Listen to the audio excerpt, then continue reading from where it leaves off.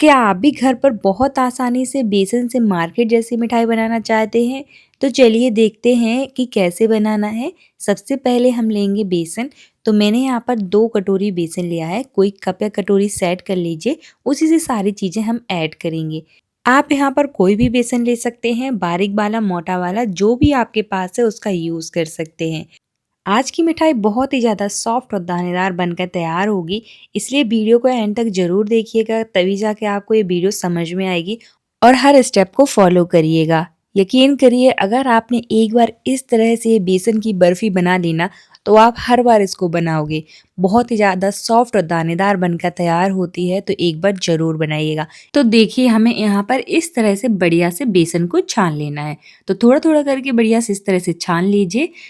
चलिए, हमने बेसन छान कर तैयार कर लिया है। अब हम इसमें एक चीज़ डालेंगे जिससे हमारी बर्फ़ी बिल्कुल दानेदार बनकर तैयार होगी। तो बस इस तरह से आपको छान कर उसमें डालेंगे हम दूध। तो यहाँ पर आपको ज़्यादा दूध नहीं डालना है। हम यहाँ पर 3 से 4 चम्मच ही दूध डालेंगे, लेकिन इस तरह से थोड़ा-थोड़ा करके डालेंगे। तो बस अच्छे से मैंने यहाँ पर 2 चम्मच दूध डाल दिया है और अच्छे से इस तरह से मिक्स कर लिया है। तो इसी तरह से आपको अच्छे से मिक्स कर लेना है। इससे जो है आपकी बर्फ़ी दानेदार बनकर तैयार होगी, तो इस स्टेप को ज़रूर से फ़ॉलो करिएगा, ताकि आपकी बर्फ़ी जो है दानेदार बनकर तैयार हो। और ज़्यादा दूध भी नहीं डालना है, अगर आप ज़्यादा दूध डालोगे तो ये डो के फॉर्म में तैयार हो जाएगा। हमें थोड़ा ही डालना है, इतना डालना है कि इसका दानेदार टेक्सचर आ जाए। तो देखिए, यहाँ पर मैंने थोड़ा-सा डाल लिया था, अब 1 चम्मच और डालेंगे और इस तरह से बढ़िया से मिक्स कर लेंगे। आप चाहें तो दोनों हाथों की मदद से अच्छे से उसको मिक्स कर लीजिए। इस मिठाई को बनाने के लिए आपको बाहर से कुछ भी लाने की ज़रूरत नहीं पड़ेगी। घर में पड़े बेसिक से सामान से आप इसको कभी भी बनाकर तैयार कर सकते हैं। यकीन करिए, बिना दूध, बिना मावा पनीर की ये इतनी टेस्टी मिठाई बनकर तैयार होती है, आपको यकीन ही नहीं होगा। तो बस हमें अच्छे से इस तरह से मसल लेना है। तो देखिए, यहाँ पर आप देख सकते हैं कि इसमें दानेदार टेक्सचर आया है। बस इसी स्टेज तक हमें इसको अच्छे से मिक्स करना है। अब इसको हम 5 मिनट के लिए रेस्ट पर छोड़ देंगे। जैसे ही 5 मिनट हो जाएँ, तो इसको हम बढ़िया से ट्रांसफ़र करेंगे ग्राइंडर जार में। और अगर आप ग्राइंडर जार में नहीं डालना चाहते हैं, तो इसको छन्नी की मदद से छान लीजिए। छानने में आपको थोड़ा-सा टाइम लगेगा, छानेंगे भी हम, लेकिन मैंने यहाँ पर थोड़ा-सा ग्राइंड कर लिया है इसको। अब हम इसको छानेंगे ताकि इसमें बड़े-बड़े लम्स ना रहें। तो इस तरह से एक बार ज़रूर से छान लीजिएगा, क्योंकि इसमें बड़े-बड़े लम्स रह जाते हैं। तो मैंने यहाँ पर थोड़ा-थोड़ा करके बढ़िया से इस तरह से बेसन को छान लिया है। तो ये सारी प्रोसेस आपको अच्छे से फ़ॉलो करना है। थोड़ा-सा टाइम लगेगा, लेकिन आपकी जो बर्फ़ी है बेसन की, वो बिल्कुल दानेदार बनकर तैयार होगी और बिल्कुल मार्केट स्टाइल में हम बनाकर तैयार कर रहे हैं, तो हर स्टेप को ज़रूर से फ़ॉलो करिएगा। तो देखिए, यहाँ पर इस तरह से हम छान लेंगे और जो भी बड़े-बड़े लम्स रहेंगे उनको हम हटा लेंगे, या फिर दोबारा से आप ग्राइंडर जार में डालकर उसको ग्राइंड कर सकते हैं। चलिए, अब हम गैस पे कढ़ाई रखेंगे, उसमें डालेंगे घी। तो मैंने यहाँ पर 1 कटोरी घी लिया है। इस मिठाई को बनाने के लिए आपको घी की ज़्यादा ज़रूरत पड़ेगी, और अगर आप ये मिठाई घी में नहीं बनाना चाहते हैं, घी नहीं खाते हैं, तो यहाँ पर आप रिफाइंड ऑयल का भी यूज़ कर सकते हैं। तो बस यहाँ पर बढ़िया से हमें घी डालकर उसको पिघला लेना है। मैंने यहाँ पर 1 कटोरी घी का यूज़ किया है। आप चाहें तो थोड़ा बहुत कम कर सकते हैं, लेकिन अगर आप ज़्यादा टेस्टी बर्फ़ी बनाना चाहते हैं, तो थोड़ा-सा घी ज़्यादा डालिएगा। बस इस तरह से हमें अच्छे से बेसन को डाल देना है। सारी चीज़ें मेज़रमेंट के अकॉर्डिंग अगर डालेंगे आप, तो आपकी बर्फ़ी जो है बिल्कुल एक बार में ही परफ़ेक्ट बनकर तैयार होगी। इसलिए आप कोई कप या कटोरी ज़रूर से सेट कर लीजिएगा। अब यहाँ पर हमें गैस का फ्लेम लो ही रखना है और हमें बेसन को डालकर अच्छे से रोस्ट करना है। और हम बेसन को तब तक रोस्ट करेंगे जब तक इसमें से बढ़िया सी खुशबू ना आने लगे और इसका हल्का-सा कलर चेंज ना हो जाए। बस ध्यान रहे कि इसको आपको हाई फ्लेम पर रोस्ट नहीं करना है, लो फ्लेम पर ही रोस्ट करना है। इसको रोस्ट करने में आपको कम से कम 8 से 10 मिनट का टाइम लगेगा, इसलिए आप इसको 8 से 10 मिनट के लिए ज़रूर से रोस्ट करिएगा, तभी जाके जो आपकी बर्फ़ी का टेस्ट है वो बढ़िया आएगा। जितनी अच्छे से आप इसको रोस्ट करोगे, उतना ही बढ़िया इसका टेस्ट आएगा, इसलिए आपको बेसन को रोस्ट बहुत ही ज़्यादा बढ़िया से करना है। उससे पहले अगर आप मेरे चैनल पर नए हैं, तो चैनल को सब्सक्राइब और वीडियो को लाइक करना ना भूलें और ज़्यादा से ज़्यादा शेयर करें। और मुझे कमेंट सेक्शन में ज़रूर बताएं कि आप ये वीडियो कहाँ से देख रहे हैं, ताकि मैं आपका थैंक्स कर सकूँ। तो देखिए, यहाँ पर आप देख सकते हैं धीरे-धीरे जैसे-जैसे हमारा बेसन जो है रोस्ट होता जाएगा ना, वो घी रिलीज़ करना स्टार्ट कर देगा। तो बस इस तरह से धीरे-धीरे जो हमारा बेसन है वो पतला होता जाएगा। तो देखिए, यहाँ पर आप देख सकते हैं घी रिलीज़ कर दिया है बेसन ने, अभी और घी रिलीज़ करेगा। तो बस हमें ऐसे ही उसको अच्छे से चलाते रहना है और रोस्ट करते रहना है। चलाना मत छोड़िएगा, नहीं तो जो बेसन है वो जल सकता है।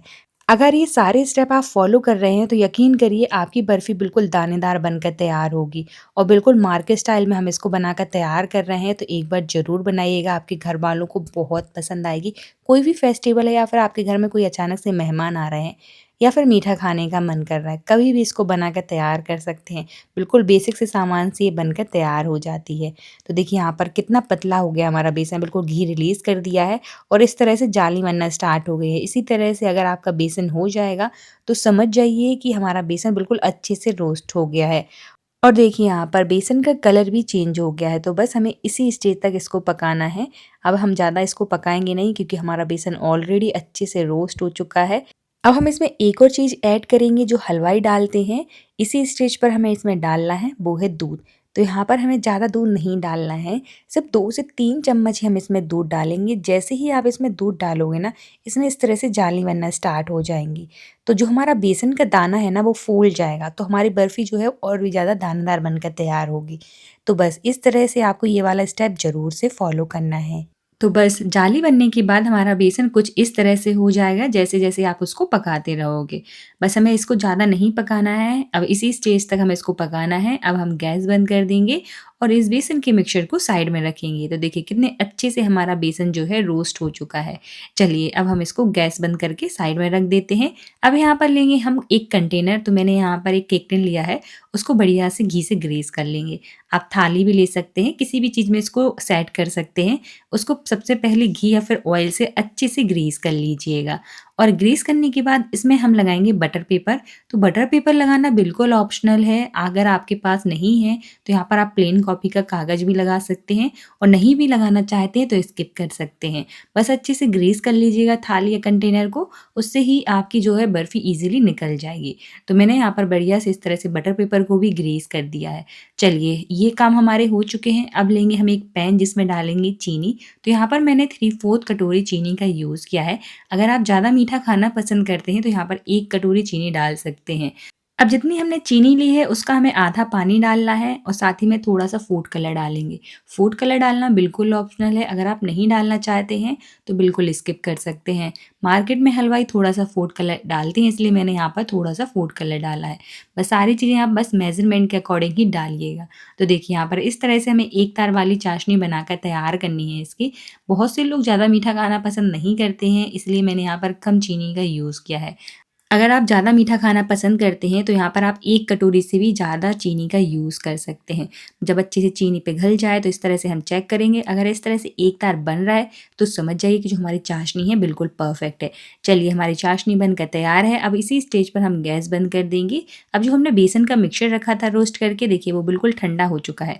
अब उसमें डालेंगे हम थोड़ा-सा इलायची पाउडर और साथ ही में डालेंगे 2 से 3 चम्मच मिल्क पाउडर। तो मिल्क पाउडर डालना बिल्कुल ऑप्शनल है, अगर आपके पास नहीं है तो स्किप कर सकते हैं और अगर खाना पसंद नहीं करते हैं तो भी ना डालें, और अगर है तो ज़रूर से डालिएगा क्योंकि इससे टेस्ट बहुत ही ज़्यादा बढ़िया आता है। इससे टेस्ट एनहांस हो जाता है, बिल्कुल मावा जैसा टेस्ट आता है। तो मैंने यहाँ पर ज़्यादा नहीं डाला है, सिर्फ 3 से 4 चम्मच ही डाला है। अच्छे से मिक्स करेंगे। ठंडे मिक्सचर में ही हमें मिल्क पाउडर डालना है। अच्छे से मिक्स करने के बाद गैस चालू करेंगे, उसके बाद चाशनी डाल देंगे और इसको बढ़िया से मिक्स कर लेंगे। अब हमें इसको ज़्यादा पकाना नहीं है, जैसे ही अच्छे से सारी चीज़ें मिक्स हो जाएँ और जब हमारा मिक्सचर कुछ इस तरह से हो जाए तो समझ जाइए कि जो हमारा मिक्सचर है बिल्कुल रेडी है। और हाँ, एक बात का आपको ध्यान रखना है कि जब आप इसमें मिल्क पाउडर डाल रहे हैं ना तो बेसन जो है बिल्कुल ठंडा होना चाहिए। अगर आप गरम बेसन में डालोगे तो इसमें लम्स बन सकते हैं। तो देखिए यहाँ पर इस तरह से अच्छे से हमारा मिक्सचर जो है मिक्स हो जाएगा और कुछ इस तरह की कंसिस्टेंसी में रहेगा। तो बस गैस बंद करेंगे। अब इसको हमें ओवर कुक नहीं करना है और तुरंत ही हमें इसको बिल्कुल कंटेनर में ट्रांसफ़र कर देना। तो बस इस तरह से हमें ट्रांसफ़र करके कम से कम 5 से 6 घंटे के लिए इसको छोड़ देना है। अगर आप जल्दी इसको कट करना चाहते हैं तो यहाँ पर इसको फ्रीज़र में रख दीजिए, आधे घंटे में ही आपकी बर्फ़ी सेट हो जाएगी। और अगर आपके पास टाइम है तो इसी तरह से रूम टेम्परेचर पे छोड़ दीजिए। अच्छे से इस तरह से स्प्रेड करने के बाद ड्राई फ्रूट से इसको गार्निश करेंगे। मैंने यहाँ पर पिस्ता से इसको गार्निश किया है, आप किसी भी ड्राई फ्रूट से इसको गार्निश कर सकते हैं और इसको हम ठंडा होने के लिए छोड़ देंगे। तो देखिए मैंने यहाँ पर इसको इसी तरह से 5 घंटे के लिए छोड़ दिया था, 5 घंटे में ही अच्छे से सेट हो गई है। सेट होने के बाद इस तरह से हम डीमोल्ड करेंगे। मैंने यहाँ पर बटर पेपर लगाया था तो कितनी ईज़िली निकल गई है। बस इस तरह से बटर पेपर लगाकर हम इसको बढ़िया से कट करेंगे। तो यहाँ पर मैंने बढ़िया से इस तरह से स्क्वाश शेप में उसको बर्फ़ी की तरह कट कर लिया है। तो इसी तरह से आप भी एक बार ज़रूर बनाइएगा, बहुत आसान है इसको बनाना और खाने में बहुत ही ज़्यादा टेस्टी बनकर तैयार होती है।